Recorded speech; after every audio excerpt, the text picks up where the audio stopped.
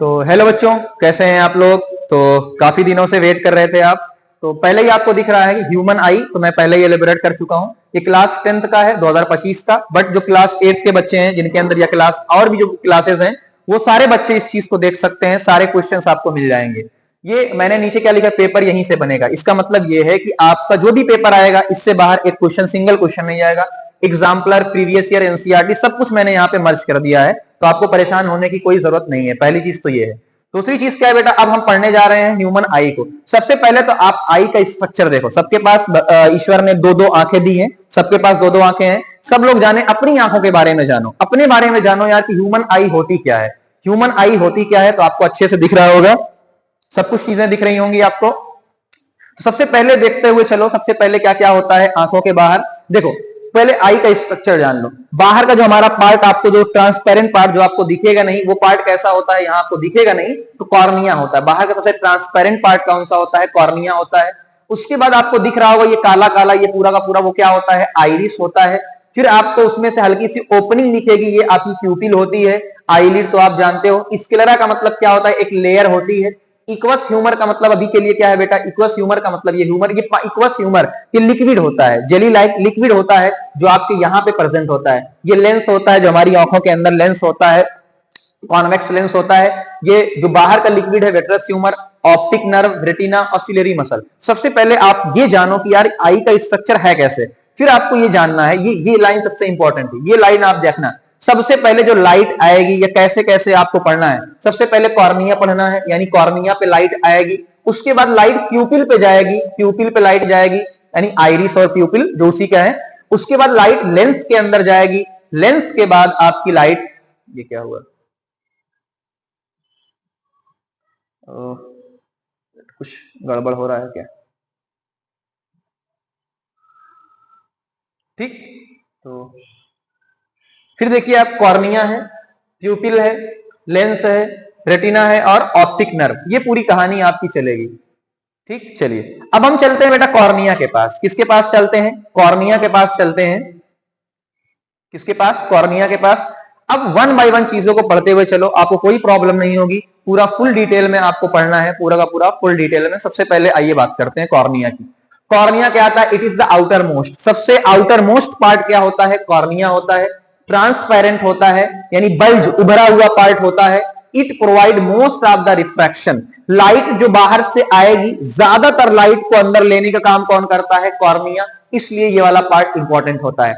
Iris क्या करता है, it is a dark muscular diaphragm that control the size of the प्यूपिल। Iris क्या होता है, अगर आप यहां से ध्यान से देखो तो आइरिस आपको क्या मिलेगा, ये जो आइरिस, ये पूरा जो पोर्शन होता है, पूरा का पूरा पोर्शन आपको दिखे, ये गोल पूरा पोर्शन, ये क्या होता है, मस्कुलर होता है, मसल्स होती है इनके अंदर।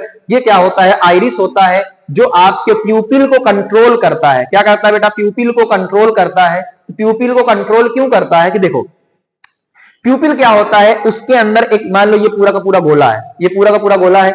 इस पूरे गोले के अंदर एक छोटी सी लाइट इंटर करने की जगह है। मान लो पूरा बड़ा सा पूरा ये गोला है, इसके अंदर लाइट इंटर करने की जगह है, उसे क्या बोलते हैं, जो होल होता है प्यूपिल। It is the window of the I, it is the central aperture in iris.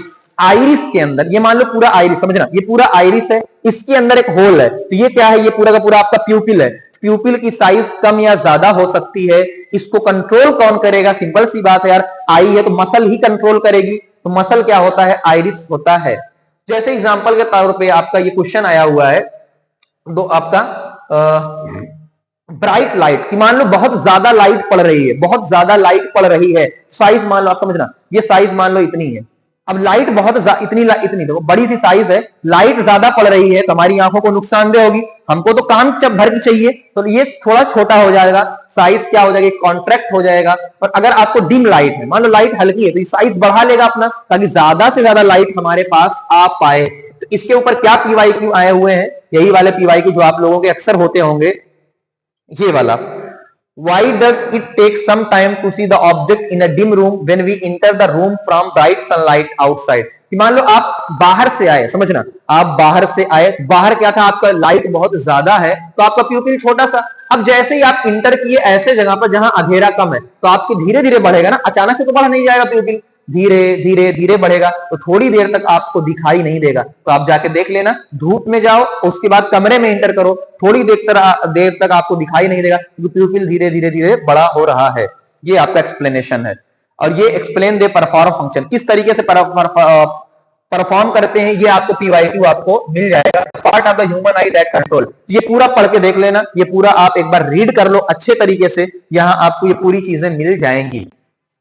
अब आते हैं आपके लेंस के ऊपर, लेंस में क्या है, तो हमने पहले ही कहा था बेटा, it is composed of fibrous jelly like material. जो हमारा लेंस होता है वो कोई लेंस नहीं, शीशे का नहीं होता, जो बाहर का लेंस लगाते हो तो ये शीशे का नहीं होता है, बल्कि जेली लाइक मटेरियल का होता है। प्रोवाइड द फोकस रियल और इन्वर्टेड इमेज। ये कैसी, ये देखो आपका लेंस कौन सा है बेटा, कॉन्वेक्स लेंस है। आपका लेंस कौन सा है, कॉन्वेक्स लेंस है, जो आपको रियल और इन्वर्टेड, इन्वर्टेड का मतलब क्या होता है, देखो ये पेंसिल सीधी है, बिल्कुल सर ये पेंसिल सीधी है, पेंसिल को उल्टा कर दो तो इमेज उल्टी बनती है। ये क्वेश्चन आपका पूछा जा सकता है, बहुत इंपॉर्टेंट है। इन्वर्टेड इमेज बनाता है, रियल इमेज बनाता है। कहां पे बनाता है, रेटिना पे, अभी हम बात करेंगे कि रेटिना पे बनता है।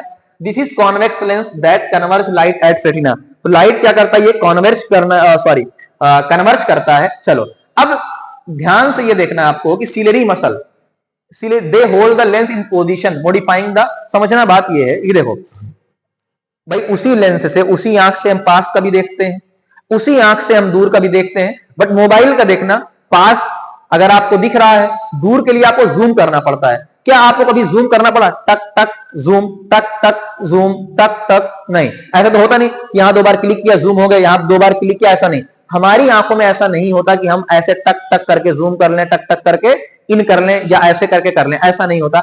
आई के पास क्या होता है, सिलियरी मसल होती है, वही मसल कंट्रोल करती है आपके लेंस को, कि आपको मान लीजिए एग्जांपल के तौर पे आपको दूर का देखना है, 2 चीजें हैं, मान लो आपका फॉर दूर की चीजों को देखना है, तो आपकी मसल रिलैक्स रहेगी, तो लेंस कैसा रहेगा, थिन रहेगा, फोकल लेंथ कैसी रहेगी, इंक्रीज रहेगी।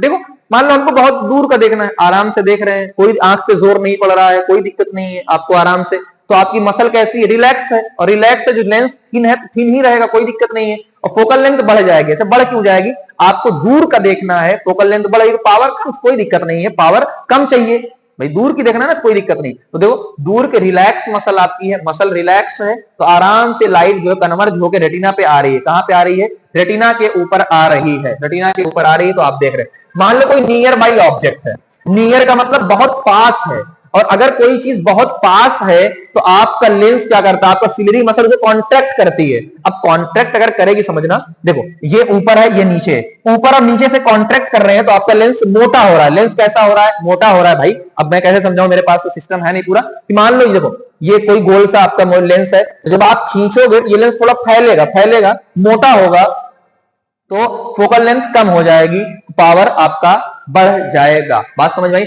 आपने लेंस वाले चैप्टर में पढ़ा होगा, पावर और फोकल लेंथ इनवर्सली प्रोपोर्शनल होते हैं, यानी अगर फोकल लेंथ कम होगी तो पावर ज्यादा होगा, फोकल लेंथ कम होगी तो पावर ज्यादा होगा। सिंपल सी बात है, तो आपको यहां पे चीजें दिख रही होगी।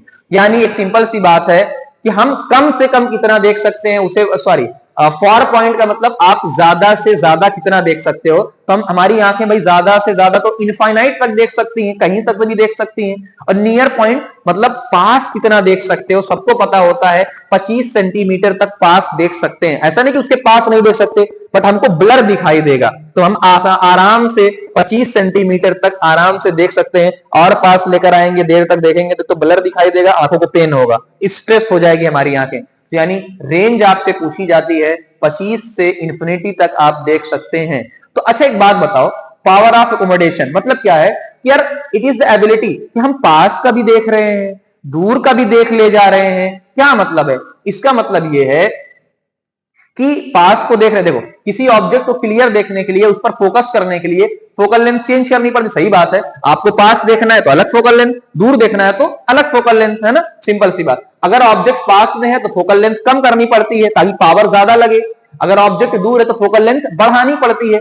इन सब करने में सिलियरी मसल हेल्प करती है। इसे ही क्या कहते हैं, पावर ऑफ एकोमोडेशन, एनसीईआरटी। यानी कभी आपने कम किया, कभी आपने ज्यादा किया, कभी फोकल लेंथ कम कर दिया, कभी लेंस को मोटा कर दिया, कभी लेंस को पतला कर दिया। ये जो आपके अंदर की पावर है ना एडजस्ट करने की, इसे ही क्या बोलते हैं, पावर ऑफ एकोमोडेशन। सारे पीवाईक्यू आपके सामने है, ये एनसीईआरटी का पैराग्राफ है, मैं रोक रहा हूं, एक बार पढ़ो, वही चीजें जो मैंने बताई ये सब है, कैसे एक्सप्लेन करना है आपको यहाँ पे लिखा हुआ है। फिर आपको पावर ऑफ एकोमोडेशन क्या है ये आपको मिल जाएगा, दिल्ली 2019 का क्वेश्चन, यहाँ पे पावर ऑफ एकोमोडेशन 2011 का क्वेश्चन, सब आपको मिल जाएगा। यहाँ पे सारे क्वेश्चन को मैंने यहाँ पे आपके सामने लाके रख दिया है, देख लो पूरा का पूरा। तो ये question, what is the mean by least distance of distinct vision. तो लीस्ट डिस्टेंस का मतलब कम से कम आप कितना देख सकते हो, कम से कम आप कितना देख सकते हो, इसे ही बोलते हैं। ज्यादा से ज्यादा आप इनफाइनाइट देख सकते हो, सिंपल सी बात है। चलो अब आते हैं रेटिना के ऊपर। तो मैंने कहा रेटिना पर, अभी बताया था रेटिना पर रियल और इन्वर्टेड इमेज बनती है, हमने पहले ही कहा था, जो आपको लेंस कहते हैं रेटिना पर रियल और इन्वर्टेड, यानी क्या है, अगर रेटिना पर इमेज बनेगी तो ही आपको दिखाई देगी, पहले बने या बाद में बने नहीं दिखाई देगी, रेटिना पर ही बनेगी, वो एरिया पे तभी आपको दिखाई देगा। अब ये क्या मेम्ब्रेन, अच्छा रेटिना एक्चुअल में होता क्या है, मेम्ब्रेन, 3 मेम्ब्रेन होती है ना, जिसमें से आपकी मेम्ब्रेन जो होती है वो सबसे अंदर वाली रेटिना, जहां पे इमेज का फॉर्मेशन होता है। इनके अंदर क्या होता है, कैसे सर इमेज का फॉर्मेशन क्या, इनके अंदर बहुत सारी देखो लाइट सेंसिटिव सेल होती हैं जो रॉड और कोन होती हैं। रॉड अप्रॉक्स 120 मिलियन, एम का मतलब मिलियन, कोन 6 मिलियन के अप्रॉक्स होता है। रॉड इंटेंसिटी, लाइट कम आ रही है ज्यादा आ रही है, कितनी चमक लाइट के अंदर है वो डिटेक्ट करती है। कोन कलर को डिटेक्ट करता है, इसीलिए कई बार आपने देखा होगा कलर ब्लाइंडनेस, बहुत सारे लोग ऐसे होते हैं जिनको कलर में प्रॉब्लम होती है, कलर पहचानने में, उनका कोन क्या होता है, खराब हो जाता है, और वो ये जो कोन होता है, मेन जो प्राइमरी कलर है, रेड है, ग्रीन है, ब्लू है, इनके प्रति ज्यादा सेंसिटिव होते हैं। तो आपको हल्की सी जानकारी चाहिए बस। अब ये एनसीईआरटी का पैराग्राफ है, ये आप देख लो, ये एनसीईआरटी का पूरा पैराग्राफ है, पहले इसको भी पढ़ लो, ऑप्टिक नर्व को पढ़ लो। Optic nerve it transmit visual information. अब जो आपके ब्रेन, आपके रेटिना पर इमेज बनी है, उस इमेज को भेजना कहां है, दिमाग तक। तो क्या आपको ऑप्टिक नर्व की जरूरत पड़ेगी, ये ऑप्टिक नर्व होती है जो ब्रेन तक मैसेज लेकर जाती है। और ब्लाइंड स्पॉट क्या होता है, देखो यहीं पर इस एरिया, द पॉइंट इस, देखो जहां पे ऑप्टिक नर्व जाती है वहीं एक एरिया होता है ब्लाइंड स्पॉट, जहां ना रॉड होती है ना ही कोन्स होते हैं। यहां पर अगर कोई इमेज बनेगी तो वो जाएगी नहीं, तो हमको दिखाई नहीं देगी। ये पूरी बातें आप हैं, तो एनसीईआरटी का पैराग्राफ आप ये पढ़ सकते हैं। चलिए अब आते हैं हम लोग ह्यूमन, ये एनसीईआरटी एक क्वेश्चन ये आपके सामने है, रोक के देख लो। अब हम आते हैं, ये फिर से पूरी आई आपके सामने आपको दिख ही रही हो गया। तो ये कॉर्निया है, ये लेंस है। 3 चीजें कैसे याद करना है, कॉर्निया, लेंस और रेटिना। देखो पहले, सबसे पहले कॉर्निया, सबसे आखिर में रेटिना, बीच में लेंस। अब कॉर्निया और लेंस के बीच में यहां पे कुछ लिक्विड भरा होता है, इक्वस ह्यूमर। यहां पे जो इनके बीच में भरा होता है वेट्रस ह्यूमर। वेट्रस प्रोवाइड न्यूट्रिएंट्स, ये आई शेप को पहली चीज तो मेंटेन करता है कि आपकी आई शेप गोल रहे। ये क्या करता है, क्लियर फ्लूइड है जो कि आई प्रेशर को और कॉर्निया और लेंस को नरिश करता है। क्या करता है, नरिश करता है, न्यूट्रिएंट्स प्रोवाइड करता है। ये पूरी चीजें आपको यहाँ पे दिख रही होंगी, आप एक बार पढ़ लो। पूरा क्वेश्चन आपके सामने है, एक बार अच्छे से पढ़ लो, एक्सप्लेन करने की बहुत जरूरत है नहीं, हम लोगों ने पूरा एक्सप्लेन कर दिया है आपके सामने, सारी चीजें आपको दिख रही होगी, है ना। चलो अच्छा, एक चीज छूट गई है, एक चीज छूट गई है, मैं पीछे आता हूं। हाँ ये क्लियर हो जाए भाई, हाँ क्लियर हो गया।